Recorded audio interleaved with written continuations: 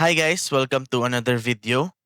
So in this video, I'm going to teach you how to put text behind a person in CapCut.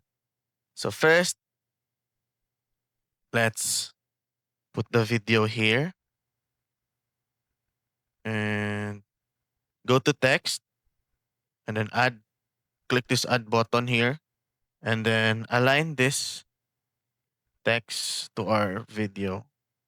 So for example, I want to type welcome back, and in the font, we can choose any font we like.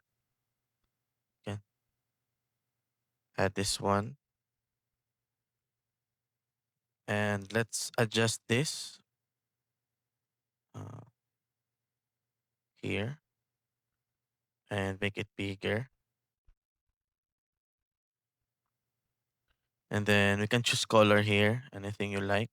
Example, let's say I'll go for this one. And the next step is to copy this video and paste it anywhere. And then align it with the video, the second video, I mean the first video. And then put this one at the top. And as you can see, we have three different layers now. So to make it work, we just have to click this first video and go to remove background and then click this auto removal. And voila! It's done, guys. So that's how you put a text behind a person in CapCut.